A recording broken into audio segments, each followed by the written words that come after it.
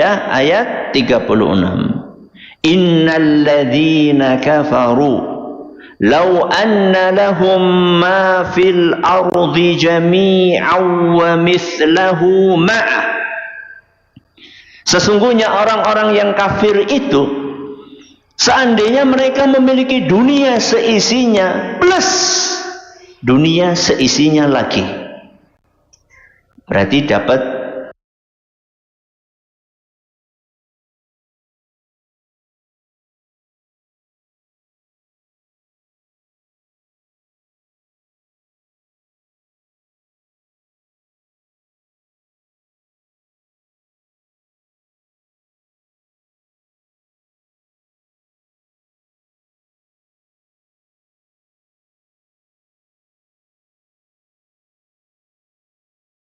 dunia plus dunia, berarti ada berapa dunia?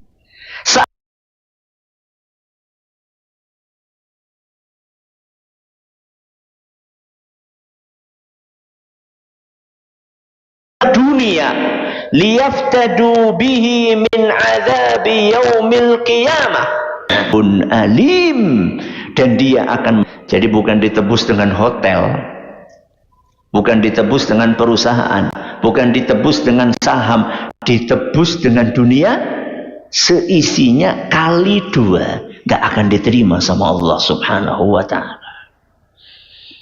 Jadi hidayah itu diberikan oleh Allah kepada siapapun yang dikehendakinya. Berarti hidayah itu hak prerogatif siapa? Allah. Terserah Allah akan memberikan hidayah kepada siapapun. Gak ada yang bisa mengintervensi kebijakan Allah dalam memberikan hidayah. Makanya kalau kita perhatikan, ada anak kembar 3, lahir dari bapak yang sama, ibu yang sama, dididik oleh bapak yang sama dan ibu yang sama, tinggal di rumah yang sama. Ketika besar, antara 3 orang ini bisa berbeda atau mesti sama? Bisa berbeda. Ada yang rajin sholat, ada yang jarang-jarang sholatnya, ada yang tidak sholat sama sekali. Padahal ini 3 anak yang kembar, lahir dari bapak dan ibu yang sama, tinggal di rumah yang sama, dididik oleh orang yang sama. Ternyata 3 orang ini berbeda. Ada yang mendapatkan hidayah rajin sholat, ada yang cuma sholatnya jarang, yang ada yang sholat tapi jarang-jarang sholatnya, ada yang sama sekali tidak sholat. Kenapa kok demikian? Karena Allah subhanahu wa ta'ala itu Al-Latif. Al-Latif itu salah satu maknanya adalah yang maha lembut, yang maha halus, yang maha baik kepada para hambanya. Jadi kalau hari ini kita mendapatkan hidayah, itu karena kelembutan Allah, karena kehalusan Allah, karena kebaikan Allah, bukan karena kehebatan kita. Ada di antara kita mencari hidayah seperti Salman. Salman siapa? Al-Farisi. Emang Salman Al-Farisi mencari hidayah bagaimana Ustaz? Beliau itu menempuh perjalanan ribuan kilometer. Santri Icakan yang paling jauh dari mana? Mana santri yang paling jauh? Hah? NTT. Ya, angkat tangan, mana NTT? NTT, Masya Allah. Antum dari NTT ke sini jalan kaki,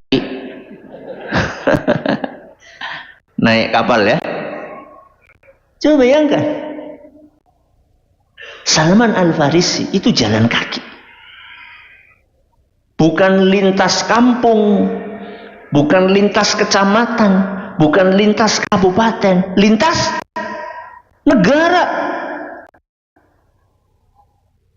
Dari mana titik awal perjalanan beliau? Dari negeri Al-Farisi, masa mikir. Dari mana? Persia. Dari Persia jalan menuju ke Syam. Syam itu hari ini mana? Yordan, Palestina, Lebanon. Dari Syam beliau berjalan menuju ke Irak. Dari Irak beliau berjalan menuju ke Afrika. Dari Afrika beliau menuju ke Romawi. Sampai akhirnya beliau datang ke kota Madinah dan menemukan hidayah di sana. Rata-rata dari kita itu dapat hidayah sejak kapan? Sejak lahir. Gak pakai nyari. Sama Allah Azza wa Jalla dikasih bapak dan ibu yang beragama Islam, sehingga kita pun terlahir dalam keadaan Islam. Jadi kita mendapatkan hidayah bukan karena perjuangan kita. Dan kita mendapatkan hidayah bukan karena jasa kita.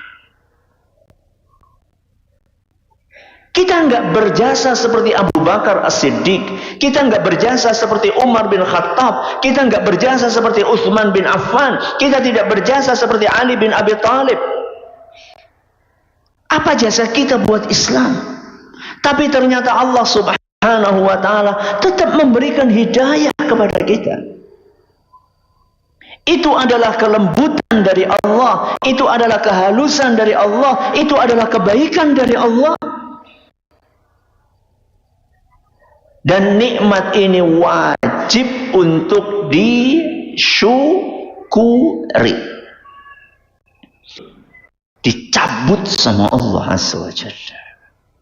Seperti nikmat-nikmat yang lain. Kesehatan bisa dicabut. Akhirnya jadi apa? Sakit. Kehidupan bisa dicabut. Akhirnya jadi mati. Kekayaan bisa dicabut. Akhirnya jatuh miskin. Hidayah pun juga bisa dicabut sama Allah. Entah itu dicabut secara total atau dicabut secara parsial. Dicabut secara total itu adalah dia mati dalam keadaan murtad. Na'udzubillahi min dzalik. Sedangkan dicabut secara parsial, dia mati dalam keadaan muslim, akan tetapi muslim yang fasik.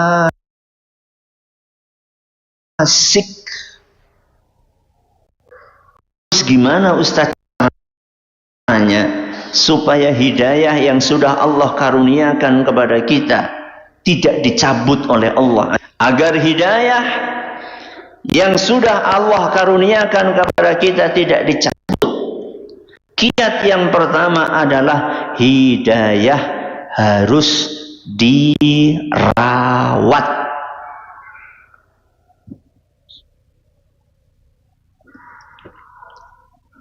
Apa tadi? Hidayah harus dirawat. Hidayah itu seperti tanaman. Kalau tanaman itu dibiarkan, maka dia akan dipenuhi dengan gulma. Akan ditumbuhi hama. Akan kering dan lama-lama mati. Kalau kita pengen hidayah ini subur, maka kita harus kasih pupuk, kita harus sirami, kita harus bersihkan dari gulma. Ketika ada hama kita semprot. Coba Bapak Ibu bayangkan, ada orang nanam padi ditinggal, setahun kemudian baru ditengok, apa yang terjadi? Mati. Ataupun kalau tumbuh kalah tinggi dengan rumput ilalang yang ada di sekitarnya. Itulah kira-kira perumpamaan orang yang ngaji sekali, liburnya setahun. Kapan ngajinya? Kalau tablik akbar. Jadi ngaji nunggu tablik akbar. Padahal tablik akbarnya setahun sekali. Itu sama saja tidak merawat hidayah.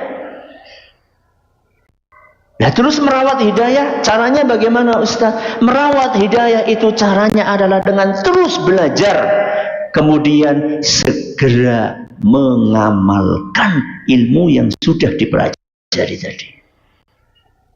Gimana caranya merawat hidayah? Terus belajar. Setelah mendapatkan ilmu, kemudian segera ilmu itu diamalkan. Sebagaimana yang dipesankan oleh Nabi kita Muhammad sallallahu alaihi wasallam dalam sebuah hadis yang diriwayatkan oleh Imam Muslim, badiru bil a'mal, segeralah beramal, fitanan kakita'il lailil mudlim, sebelum datang fitnah-fitnah, godaan-godaan yang bagaikan potongan-potongan malam yang gelap gulita. Jadi hadis untuk bersegera beramal dan tidak menunda-nunda. Contoh, di kantong kita hijau, satunya abu-abu, merah, biru, hijau, abu-abu. Begitu ngelihat ada kotak infak, hati ini tergerak untuk mengeluarkan yang warnanya hidayah, masa abu-abu? Hidayah apa? Merah. Maka begitu tergerak hati kita, jangan ditunda. Besok aja. Apa yang terjadi? Anak minta ini, istri minta itu. Jangan ditunda. Begitu kita buka WA, tahu-tahu ada donasi. Iklan apa? Donasi. Jangan bilang nanti aja lah. Kalau kita bilang nanti aja, habis itu kita cari iklan itu entah kemana, ketumpuk sama WA yang lain. Infak, azan. Begitu mendengar suara azan, jangan ditunda, segera berangkat. Bahkan kalau bisa sebelum azan sudah berangkat. Jangan ditunda. Begitu azan, baru azan. Biasanya jarak antara azan dengan iqamah lumayan lama, nunggu nantilah. Begitu terdengar suara iqamah, apa katanya? Baru iqamah.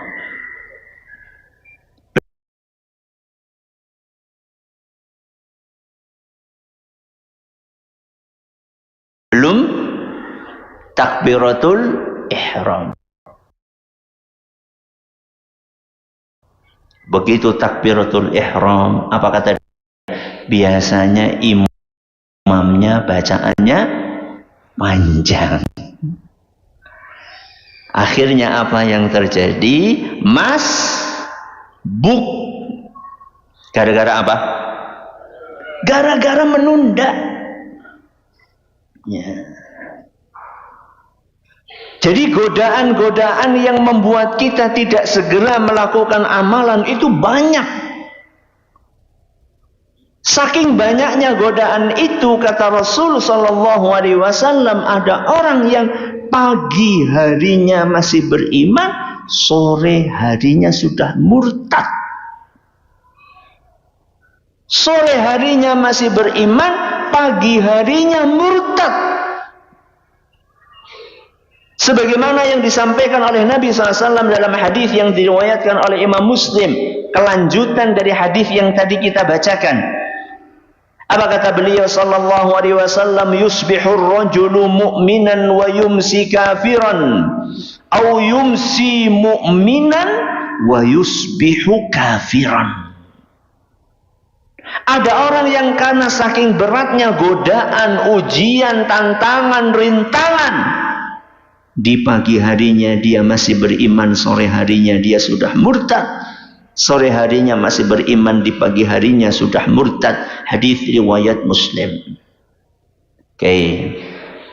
Sehingga ada ungkapan lebih baik jadi mantan preman daripada mantan Ustadz santri. Lebih baik jadi mantan apa? Preman daripada mantan santri. Ya. Karena belum tentu santri itu sampai wafatnya jadi santri. Begitu pula preman belum tentu sampai wafatnya jadi preman. Dan jangan difahami bahwa kita memotivasi untuk jadi preman terus tobat gitu. Karena belum tentu sempat tobat gitu. Dan juga jangan dipahami bahwa nggak perlu jadi santri, bukan. Akan tetapi yang paling penting itu adalah bukan hari ini. Yang paling penting adalah bagaimana kita mengakhiri hidup kita. Dalam hadis riwayat Bukhari, Nabi SAW mengatakan, innamal a'malu bil khawatim. Ya. Sesungguhnya amalan itu tergantung apanya? Akhirnya. Oke, ini kiat yang pertama. Apa kiat yang pertama? Hah? Selalu merawat hidayah. Yang kedua, kiat yang kedua, berusaha menularkan hidayah.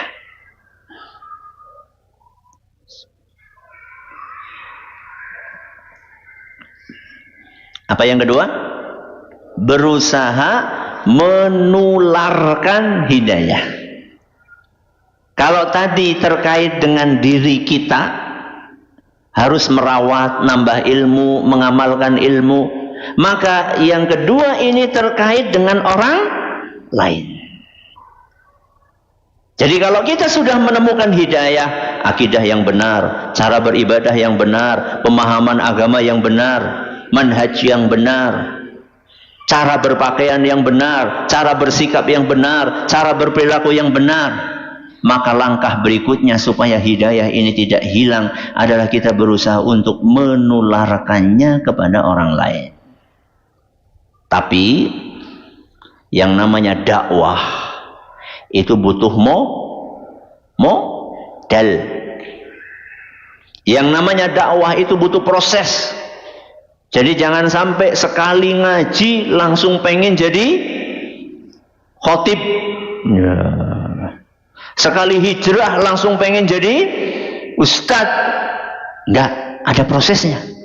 Bahkan Rasulullah SAW ada tahapan sebelum beliau menjadi rasul. Beliau itu sebelum menjadi rasul jadi apa dulu? Nabi. Jadi nabi baru kemudian jadi rasul. Nabi kita Muhammad SAW jadi nabi dengan diturunkannya surat Iqra. Diangkat menjadi rasul ketika turun surat Al-Muddathir. Jadi Nabi SAW sebelum disuruh berdakwah,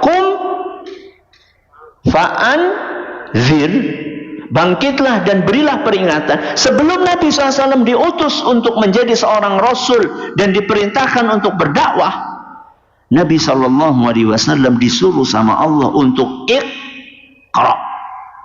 Apa artinya Iqra? Baca. Jadi tidak boleh kita ujuk-ujuk. Paham ujuk-ujuk? Paham? Oke. Kita nggak boleh ujuk-ujuk langsung menjadi ustadz, langsung menjadi dai, langsung menjadi khatib seandainya kita tidak mengawali proses dengan fase Iqra. Ngaji.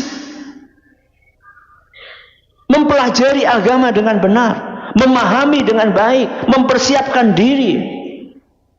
Tanpa persiapan tersebut, maka biasanya orang akan putus di tengah jalan. Karena dia belum punya pondasi yang apa? Yang kokoh dan kuat. Jadi setelah kita punya pondasi yang kokoh, kita berusaha untuk menularkan hidayah itu kepada orang lain. Dan kita harus senang, harus bersemangat untuk mengajarkan hidayah itu kepada orang lain. Kalau kita tidak punya semangat itu, maka keimanan kita diragukan. Sebagaimana yang diingatkan oleh Nabi kita Muhammad sallallahu alaihi wasallam dalam sebuah hadis yang diriwayatkan oleh Imam Bukhari, la yu'minu ahadukum ma yuhibbu li nafsihi. Sesungguhnya kita tidak dianggap beriman sampai kita mencintai kebaikan untuk saudara kita seperti kita mencintai kebaikan itu untuk diri kita sendiri. Saya tanya sama jamaah sekalian, seneng nggak dapat hidayah? Seneng nggak? Seneng nggak mengetahui sunnah? Seneng. Seneng nggak mengetahui akidah yang benar? Seneng. Maka kita harus senang orang lain mendapatkan itu. Sebagaimana kita senang untuk mengetahui akidah yang benar, senang ketika mengenal sunnah Nabi SAW, senang ketika mengamalkan ajaran Islam yang lurus, maka kita pun harus senang orang lain mendapatkan apa yang kita dapatkan. Dan gak cuma senang, kita juga berusaha bagaimana orang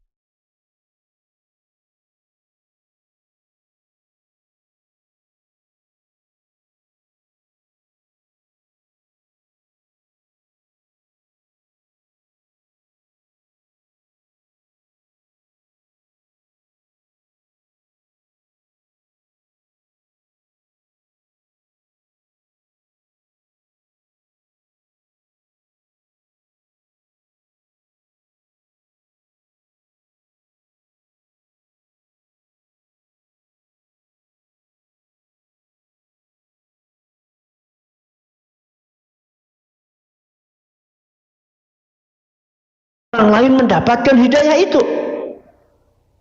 terutama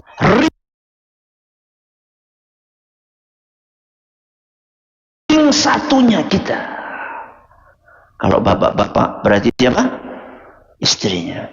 Kalau ibu-ibu berarti ibu-ibu ketika sudah mendapatkan hidayah, tugasnya adalah bagaimana suaminya mendapatkan hidayah. Bapak-bapak, ibu-ibu yang sudah mendapatkan hidayah, bagaimana supaya bapak-bapak, ibu-ibu yang sudah mendapatkan hidayah, bagaimana supaya anaknya dapat hidayah. Santri-santri, anak-anakku, setelah mendapatkan hidayah, bapak dan ibunya dapat hidayah. Karena kita pengen reuni akbar surga dengan ayah kita, dengan ibu kita, dengan anak kita, dengan suami kita, dengan istri kita, dengan kakek kita, dengan nenek kita, dengan cucu kita, dengan cicit kita. Kita pengen itu. Ya. Bagaimana caranya supaya kita bisa seperti itu? Kita tularkan hidayah yang hari ini sudah kita dapatkan kepada orang-orang terdekat kita. Pertanyaannya adalah proses menularkan hidayah kepada orang lain selalu lancar atau sering ada rintangannya? Proses menularkan hidayah kepada orang lain lancar atau sering ada rintangannya? Sering ada rintangannya. Dan banyak di antara kita ketika menghadapi rintangan itu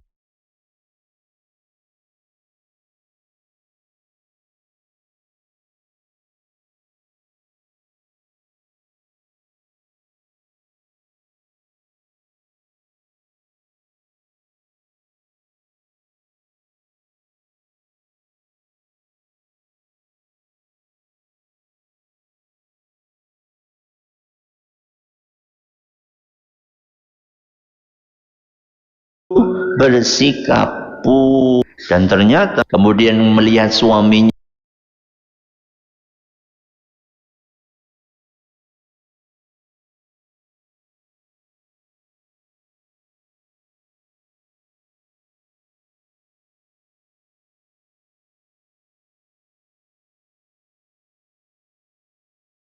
yang kok susah banget diajak ngaji. Apa yang dilakukan? Gugat cerai.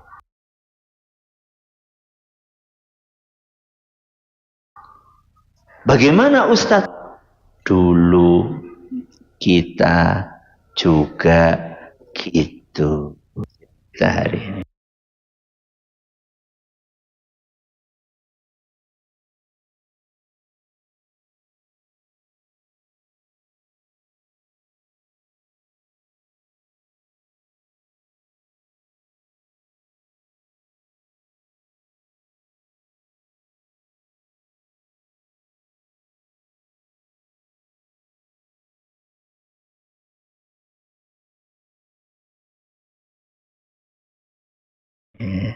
Jadi tadi itu baru muqaddimah. Ya. Jadi prinsip ini diambil dari Al-Quran surat An-Nisa. Surat apa? An-Nisa ayat 94. Apa kata Allah Subhanahu wa ta'ala?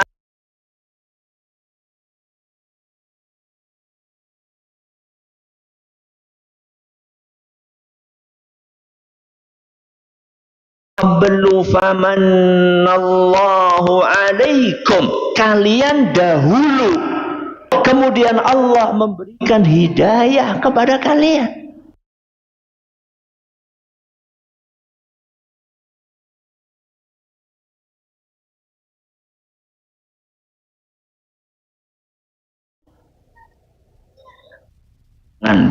Yang sejak lahir sudah ngaji, nangis.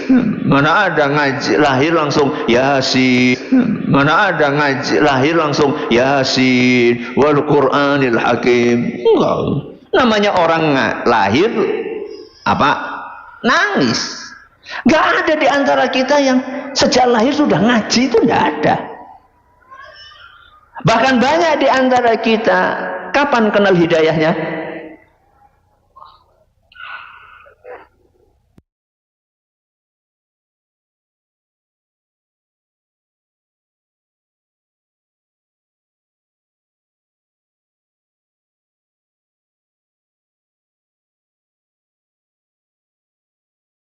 Bukan hanya dewasa, udah apa? Udah tua. Hanya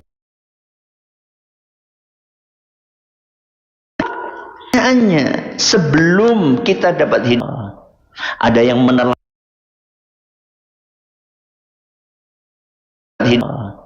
ada yang menelannya sebelum kita dapat hidayah, ada yang menelantarkan anak dan istrinya,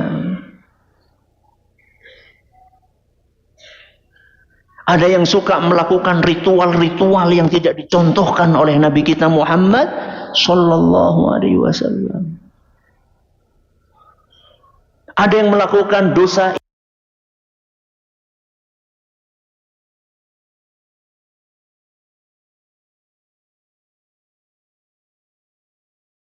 ini, dosa itu, suka judi, bahkan mungkin ada yang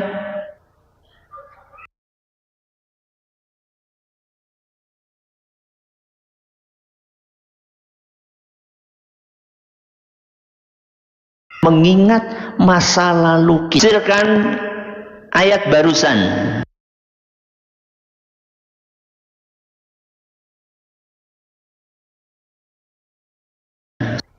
Fakami ghairakum, sebagaimana Allah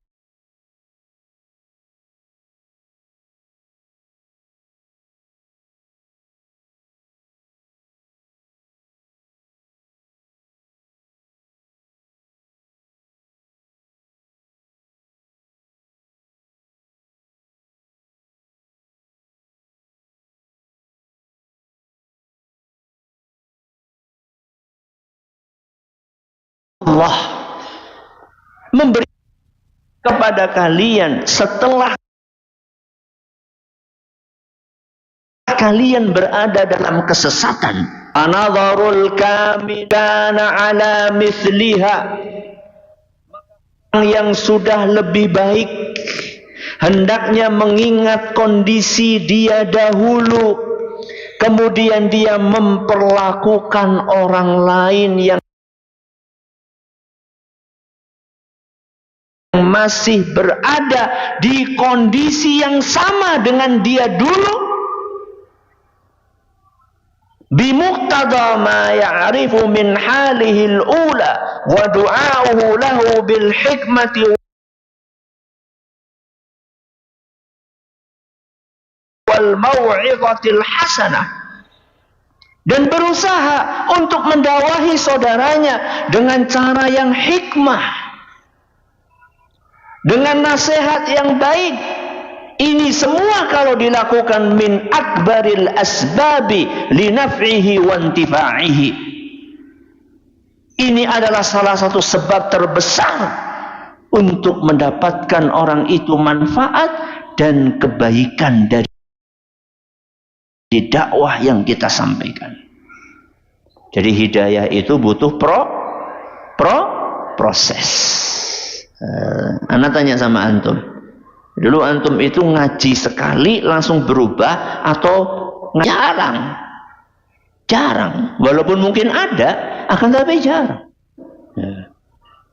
Ibu-ibu dulu sebelum seperti hari ini boro-boro pakai jilbab gede, bahkan nggak pakai jilbab.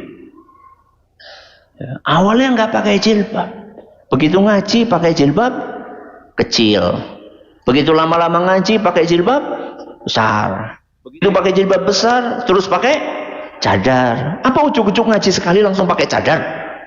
Kan enggak. Bapak-bapak juga sama. Apa ujuk-ujuk ngaji sekali langsung jenggotnya panjang? Kan butuh waktu sampai panjang.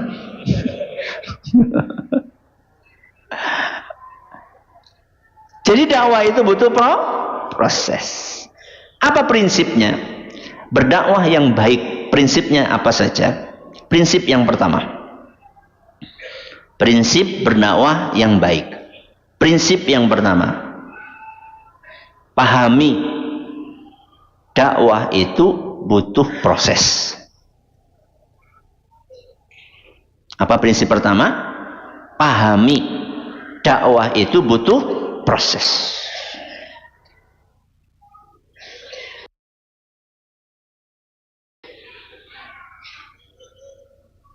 Dakwah itu butuh tahapan.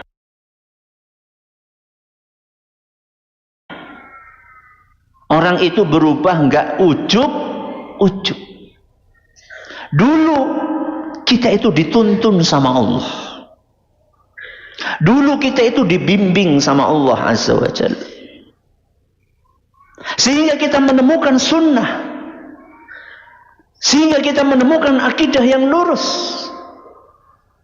Sehingga kita menemukan guru yang membimbing kita untuk memahami sunnah Nabi Sallallahu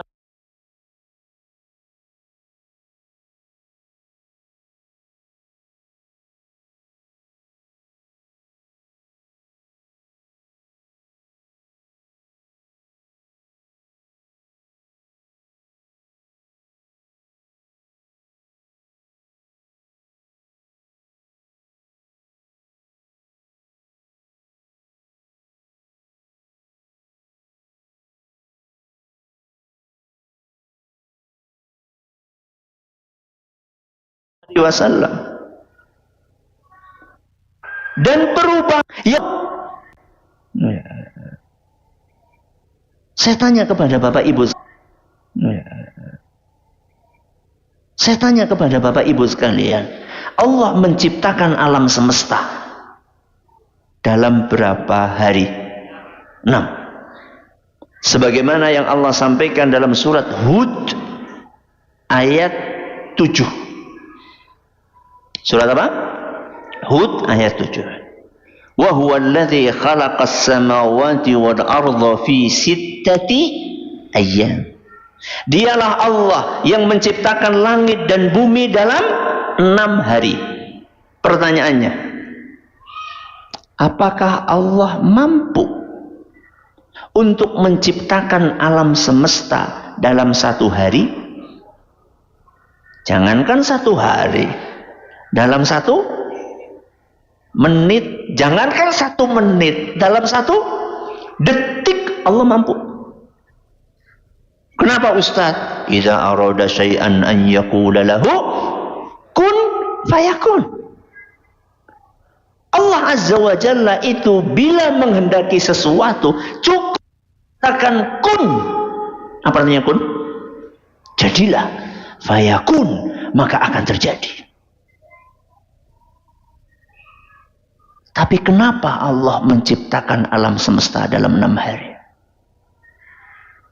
Padahal Allah mampu untuk menciptakannya dalam 1 detik, sekejap mata. Kata Al-Baydawi rahimahullah, salah seorang pakar tafsir, ketika beliau menjelaskan hikmah kenapa Allah menciptakan alam semesta dalam 6 hari, kata beliau, tahridun ala thabati wa ta'anni fil amr. Fakta itu memberikan pelajaran kepada kita agar kita itu bersikap teguh dan penuh pertimbangan dalam segala urusan kita. Fa innahu ta'ala ma'a kamali qudratihi wa sur'ati nafadhi amrihi fi kulli muradin khalaqal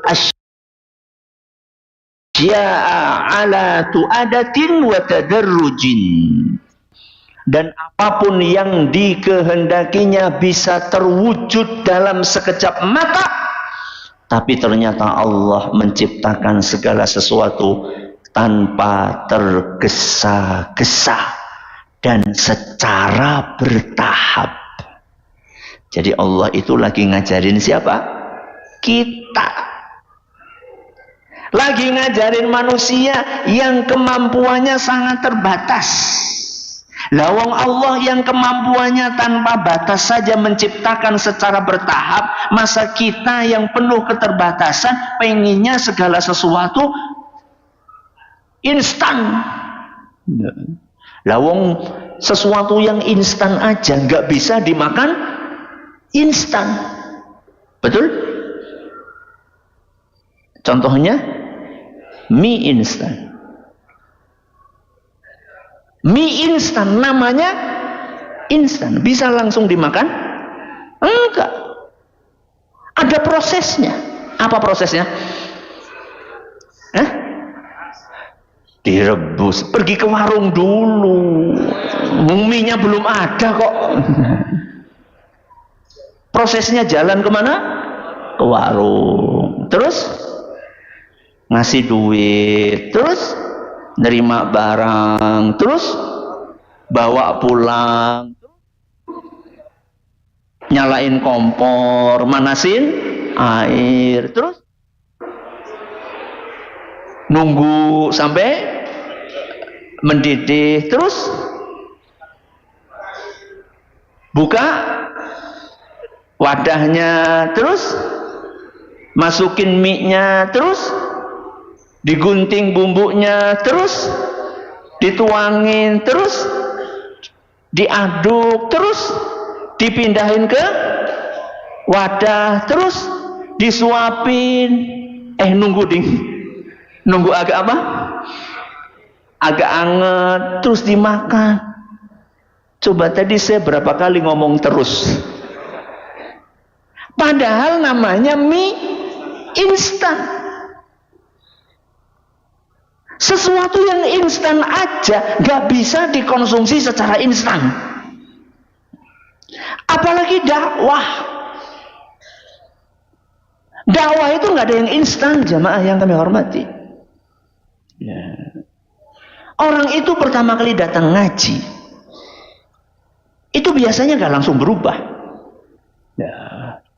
Bahkan mungkin ketika dia datang ngaji itu dia itu masih pakai penampilan yang biasa gitu ya.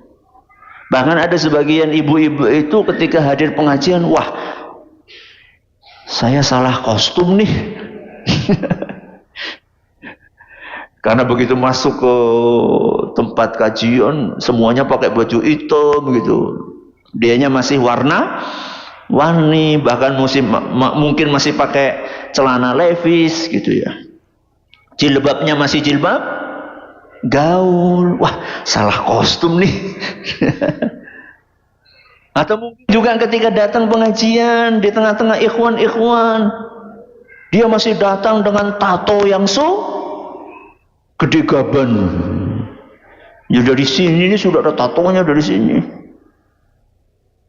Atau mungkin ketika dia datang ya ke pengajian, dia masih bawa buku yang di situ ada amalan-amalan yang enggak dicontohkan sama Nabi SAW.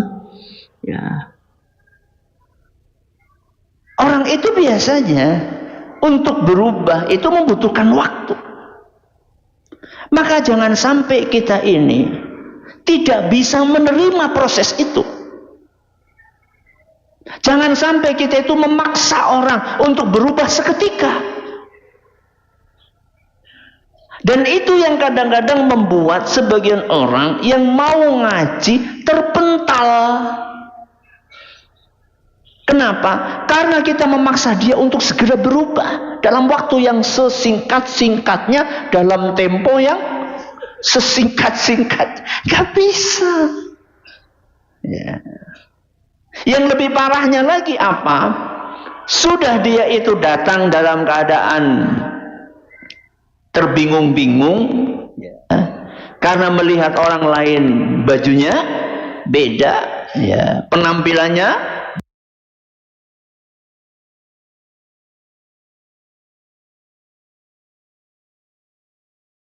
beda. Yang lebih parah lagi kemudian, misalnya nih ada ibu-ibu yang masih pakai penampilan kayak tadi itu, begitu masuk pengajian dilihatin, ibu nggak salah masuk. Sama juga di antara ikhwan-ikhwan pun juga demikian. Ada anak pang ya, masuk ke masjid, rambutnya masih, telinganya masih ada apa? Anting yang segede ini, bahkan di hidungnya ada, di bibirnya ada. Begitu masuk kajian, orang yang sampingnya melihatin terus, kayak ngelihat dinosaurus. Bikin mereka nyaman, bikin mereka tenang. Coba ana tanya sama antum, antum masuk ke sebuah komunitas, kemudian diliatin kayak gitu, dipelototin, enak nggak? Enggak. Ya tapi aneh Ustadz. Ya sabar, ya sambut dengan sambutan yang hangat. Dia itu mau berangkat ngaji saja, itu sudah alhamdulillah. Anda pikir buat orang-orang yang gak pernah ngaji, berangkat ngaji itu gampang? Berat. Ada sebagian orang gak ngaji karena apa? Karena takut jilbaban. Jadi kenapa nggak ngaji? Wah, nanti konsekuensinya kalau saya ngaji saya harus jilbaban dong. Nanti nggak enak sama keluarga saya yang selama ini melihat saya nggak pakai jilbab. Sampai segitunya loh.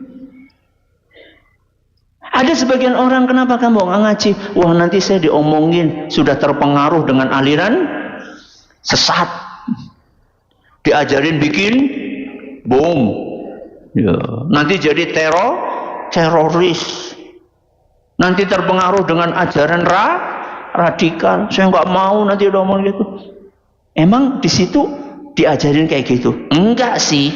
Loh, kamu sudah tahu? Ya tapi gimana lagi ya? Nanti kan orang akan ngomong yang enggak kok saya. Jadi kalau ada orang mau hadir pengajian dengan segala kekurangan yang ada dalam dirinya, kita harus ucapkan alhamdulillah. Berarti orang ini masih ada kebaikan di hatinya. Berarti orang ini masih punya fitrah.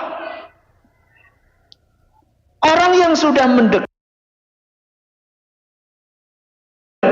jangan dibikin orang yang sudah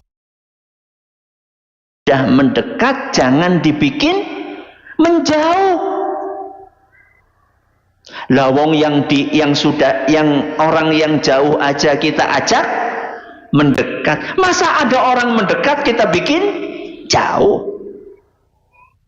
Ingat pesan Rasulullah sallallahu alaihi wasallam ketika beliau mengutus 2 orang sahabatnya untuk berdakwah ke negeri Yaman. Siapa dan siapa? Mu'ad sama 2 orang. Mu'ad sama,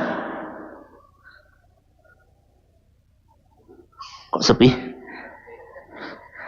Pemain bola dengan transfer paling tinggi siapa? Baru tahu. Mu'ad sama Abu Al-Ash'ari. Mu'ad bin Jabal sama Abu Musa Al-Ash'ari radhiyallahu anhuma. Apa pesan Nabi sallallahu alaihi wasallam? Ada beberapa pesan yang perlu kita garis bawahi dalam konteks kita hari ini adalah basyir wala tunaffira.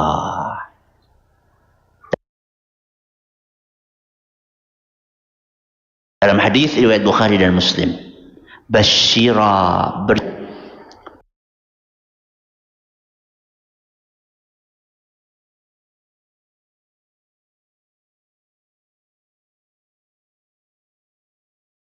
bikin dia nyaman, bikin dia senang, berikan sambutan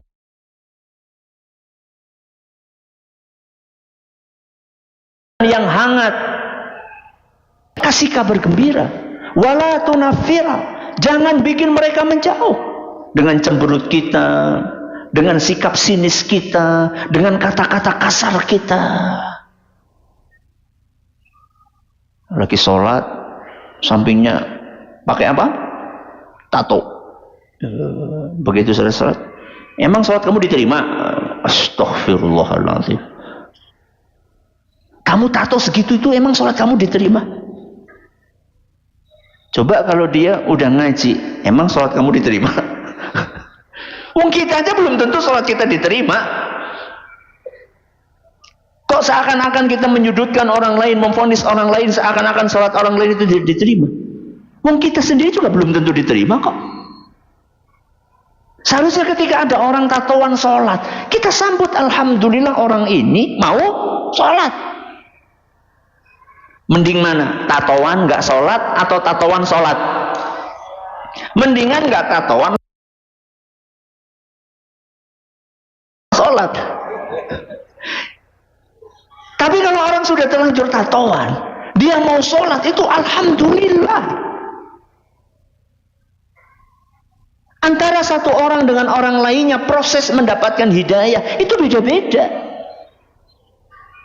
Alhamdulillah kayak kita, alhamdulillah banyak di antara kita terlahir dalam keluarga yang ayah ibunya solih, solihah, rajin sholat, rajin ngaji. Sehingga dari kecil kita sudah diarahkan oleh orang tua kita untuk hadir kajian, diarahkan untuk masuk ke pondok. Tapi ada di antara orang-orang yang terlahir dalam keadaan rumah yang broken home.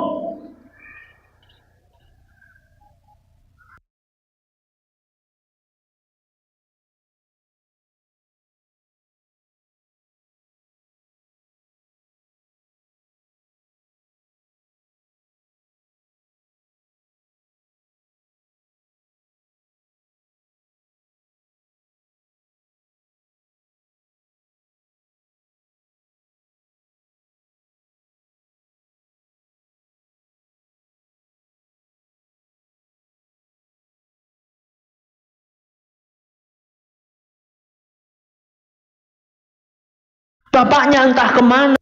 Prinsip yang kedua, bersikaplah lebih lembut.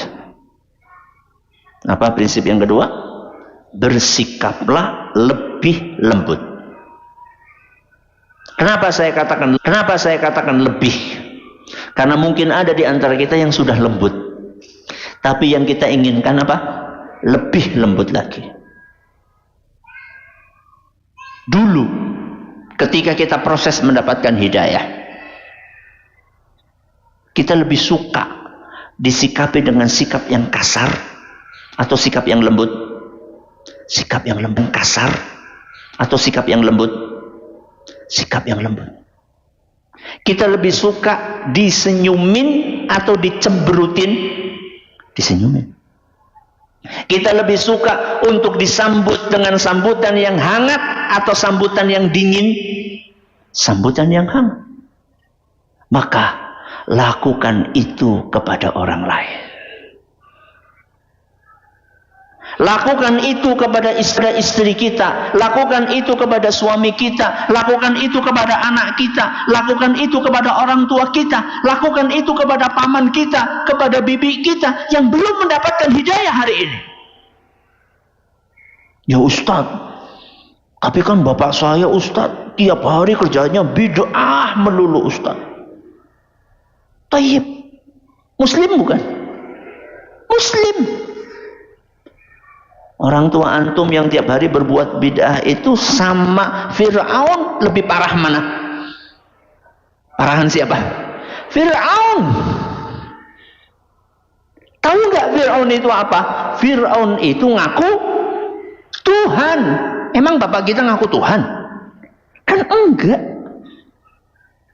Tahu nggak Fir'aun apa yang dia lakukan? Membunuh semua bayi laki-laki. Tahu nggak apa yang dilakukan oleh Fir'aun? Nyuruh menterinya. Siapa? Haman. Siapa? Haman. Untuk bikin menara yang tinggi menjulang ke langit. Buat apa?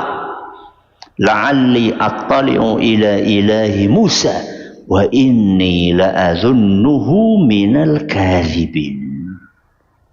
Bikinkan aku menara yang super tinggi supaya aku bisa naik ke atasnya sampai ke langit. Saya pengen tahu mana Tuhannya Musa. Dan aku yakin Musa itu bohong, punya Tuhan selain aku. Al-Quran surat Al-Qasas ayat 38. Berarti Fir'aun itu terlalu atau tidak? Sangat terlalu. Jahat atau tidak? Super jahat. Matinya Fir'aun dalam keadaan beriman atau dalam keadaan kafir? Dalam keadaan kafir. Kepada manusia seburuk itu,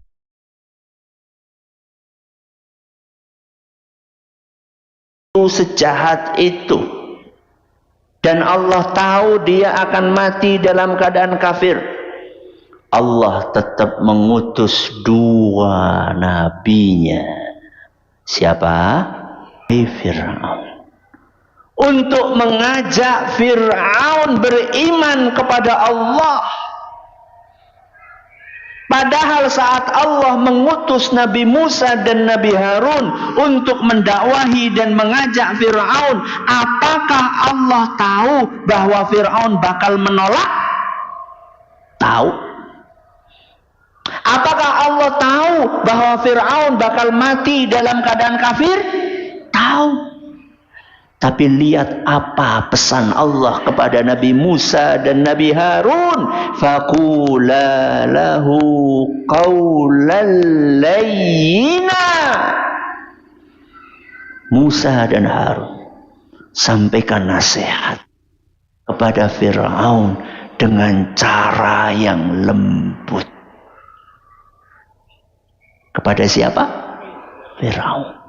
La'allahu yatadzakkaru aw yakhsha.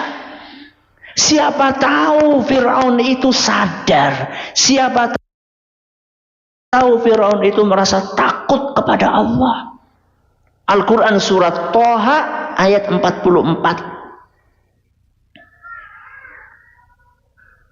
Istri kita, suami kita, anak kita, orang tua kita, paman kita, kakek kita, bibi kita, nenek kita, itu nggak separah Fir'aun.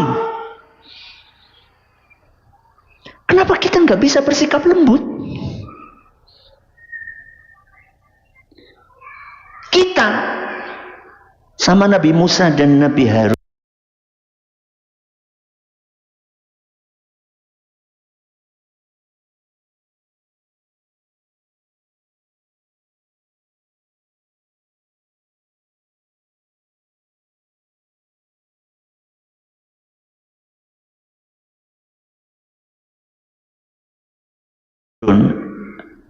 lebih tinggi imannya siapa? Nabi Musa sama Nabi Harun. Dibandingkan kita, lebih tinggi imannya siapa? Nabi Musa dan Nabi Harun. Tidak separah Fir'aun. Maka ambil pelajaran dari cara para nabi berdakwah. Ambil pelajaran dari cara Rasulullah sallallahu alaihi wasallam berdakwah. Coba para sahabat, Abu Bakar, Umar, Utsman, Ali, Abdurrahman bin Auf, dan 10 sahabat yang dijamin masuk surga. Keimanan mereka dibandingkan keimanan masyarakat kita hari ini, lebih tinggi mana? Sahabat. Kesiapan para sahabat untuk menerima kebenaran dibandingkan kesiapan masyarakat kita hari ini untuk menerima kebenaran, tentu lebih siap para sahabat. Akan tetapi Nabi SAW tetap dipeseni oleh Allah Subhanahu wa Ta'ala untuk bersikap lembut. فَبِمَا رَحْمَةٍ مِّنَ اللَّهِ لِنْتَ لَهُمْ وَلَوْ كُنْتَ فَظًّا غَلِيظَ الْقَلْبِ لَانفَضُّوا مِنْ حَوْلِكَ. Karena rahmat dari Allah lah, wahai Muhammad, engkau bisa bersikap lemah lembut kepada para sahabat. Seandainya engkau bersikap keras, berhati kasar, niscaya mereka sudah pergi menjauh darimu. Al-Quran surat Ali Imran ayat 159. Maka seandainya dakwah kita sampai hari ini belum mendapatkan penerimaan secara maksimal, introspeksi dirilah. Seandainya ajakan kita kepada suami kita, kepada istri kita, kepada anak kita, kepada orang tua kita belum diterima sampai detik ini, introspeksi dirilah. Barangkali cara kita tidak sesuai dengan apa yang dicontohkan oleh Allah Azza wa Jalla dan oleh para nabinya alaihi wassalatu wassalam. Oke, ini prinsip yang keberapa? Kedua. Prinsip yang terakhir. Alhamdulillah, akhirnya selesai juga. Jam berapa sekarang? Jam 10. Prinsip yang terakhir, yang ketiga. Pertimbangkan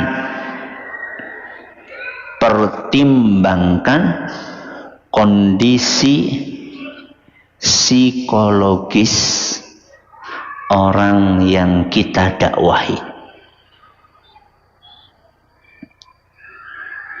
Pertimbangkan kondisi psikologis orang yang kita dakwahi.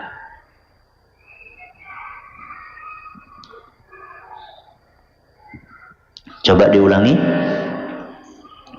Pertimbangkan kondisi psikologis orang yang kita dakwahi. Ketika kita berdakwah, kita mendakwahi makhluk hidup atau benda mati? Makhluk hidup. Ketika kita berdakwah, kita mendakwahi manusia atau tembok dan tiang masjid? Manusia itu punya perasaan.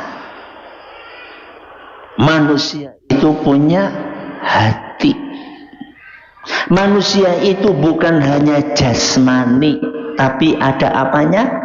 Rohaninya. Kadang-kadang ada sebagian orang memperlakukan manusia seperti memperlakukan benda mati. Kadang-kadang ada sebagian orang memperlakukan orang lain seperti memperlakukan tembok yang tidak punya perasaan. Gak boleh. Manusia itu punya perasaan. Manusia itu punya hati yang itu harus dijaga.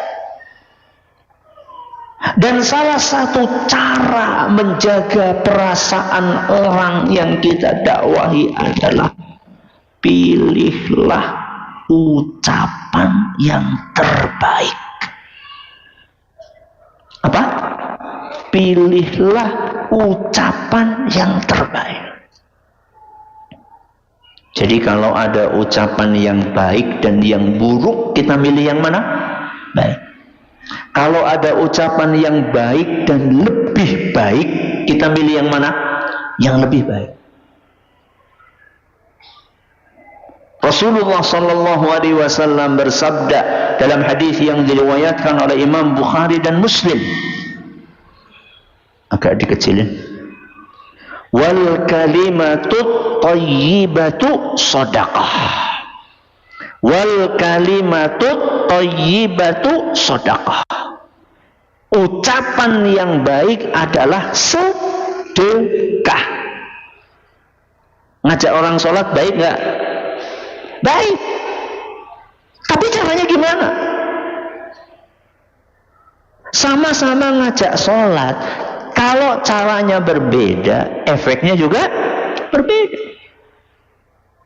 Ayo Pak, Bu, sholat biar masuk surga bareng-bareng insya Allah. Adem nggak? Adem. Coba kita ganti, Pak, Bu, sholat nunggu diazab sama Allah.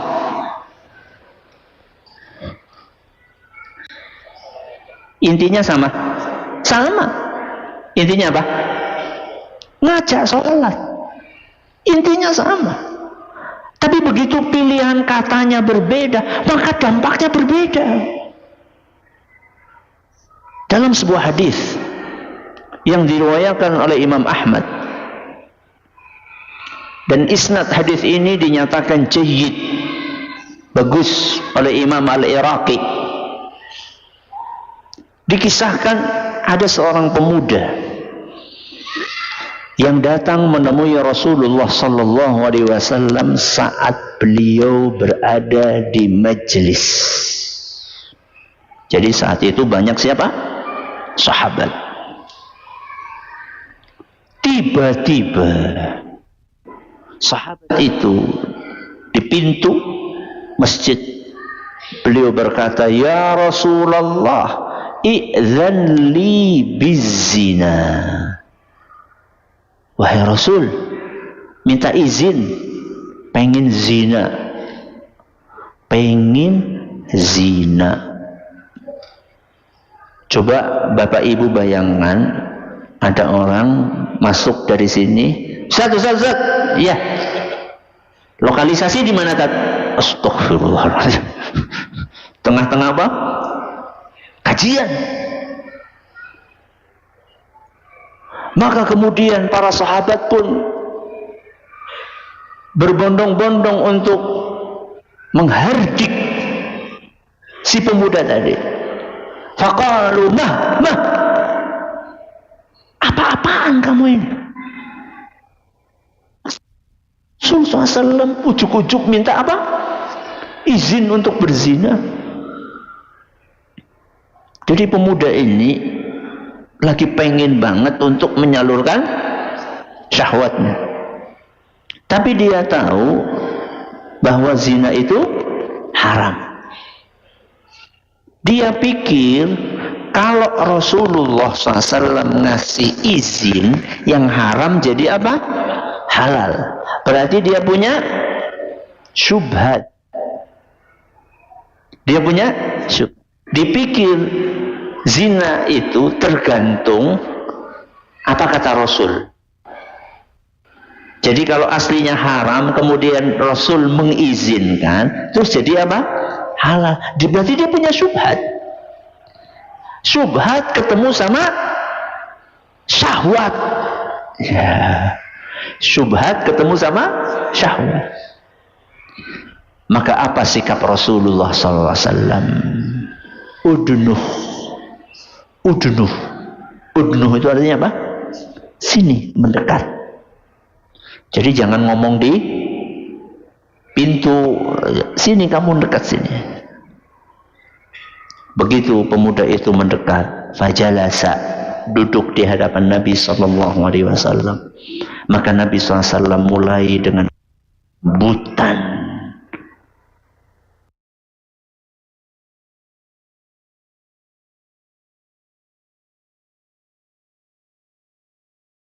Beliau memberikan pengajaran kepada pemuda tadi. Atuhibbuhu li ummik. Seandainya ada orang berzina, kemudian yang jadi korban, la wallahi ya Rasulullah, demi Allah aku tidak mungkin rela seandainya ibuku jadi korban berzina. Berarti dia mulai sadar bahwa zina itu sesuatu yang buruk. Buktinya apa? Buktinya dia tidak mau ibunya jadi korban zina. Maka kemudian Nabi SAW melanjutkan, walan nasu yuhibbuna li ummahatihim. Orang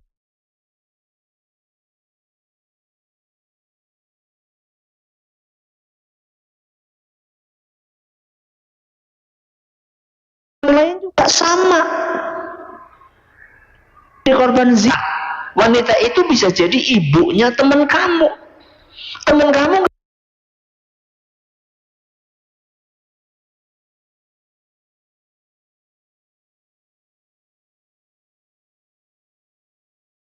gak akan rela kalau ibunya kamu zinai. Kemudian Nabi SAW masih melanjutkan, atuhibbuhu libnatik. Apakah kamu korban perzinaan? Maka pemuda itu mengatakan, demi Allah wahai Rasul, saya tidak akan rela. Sama orang lain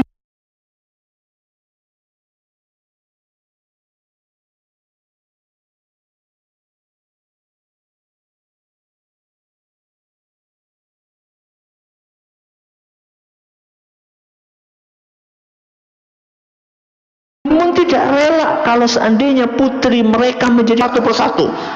Kakakmu, adikmu, bibikmu dari jalur bapak, bibikmu dari jalur, bukan hal untuk membersihkan syahwatnya. Fawadha'a yadahu alaih. Maka Nabi SAW meletakkan tangan beliau ke tubuh si pemuda. Nabi berdoa, Allahumma ghfir dzambah. Ya Allah, ampunilah dosanya. Wa tahhir qalbah, dan sucikanlah hatinya. Wa hassin farjah, dan jagalah kemaluannya. Tiga doa.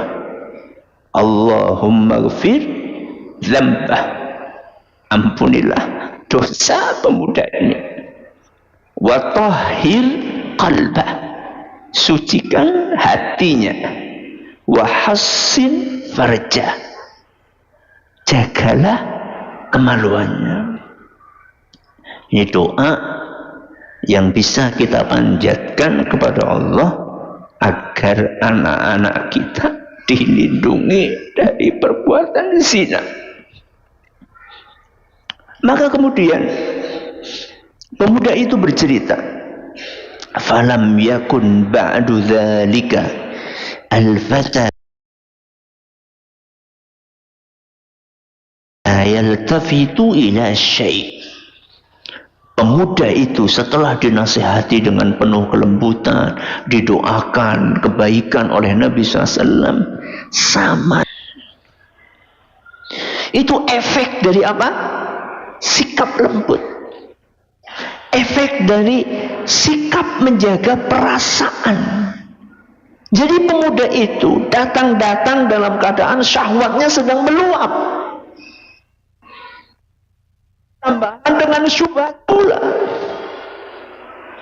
Jadi kalau misalnya kita ketemu sama orang yang seperti itu, bukan dituding-tuding, bukan dinasehati dengan bahasa yang kasar, bukan, diajak untuk berpikir, didoakan kebaikan.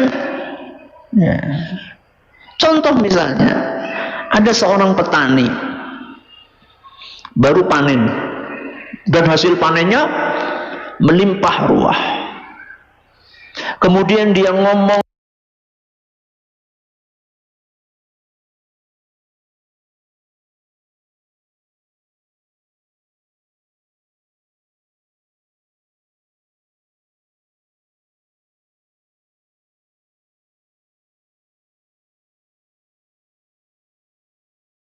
sama kita, ayo kita bilang kepada siapa? Dewi adalah langsung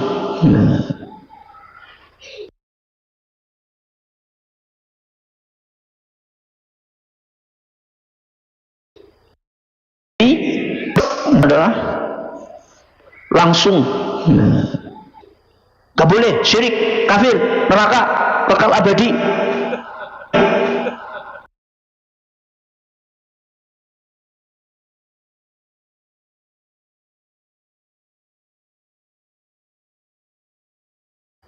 Gak boleh, syirik, kafir, neraka, kekal abadi. Pelan-pelan. Orang yang berbuat syirik bisa kekal di neraka. Allah. Yang menumbuhkan padi kita siapa, Pak? Allah. Yang melindungi padi kita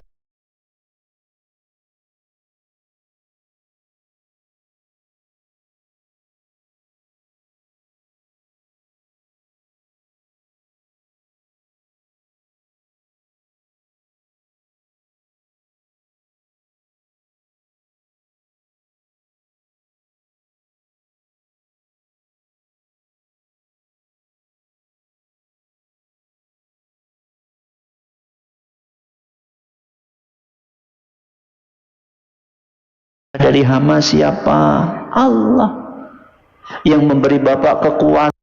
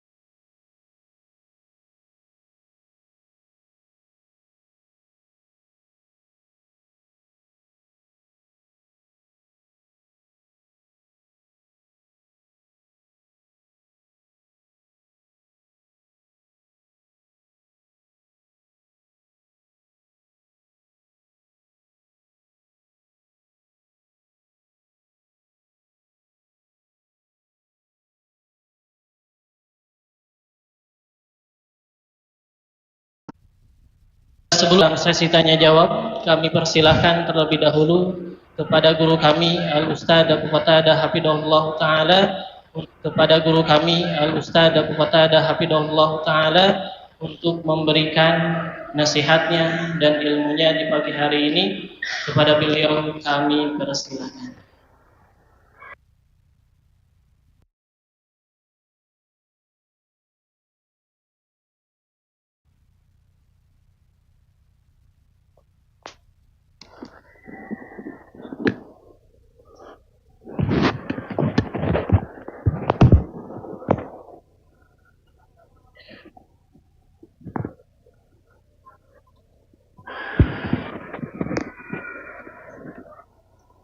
Bismillah. Assalamualaikum warahmatullahi wabarakatuh.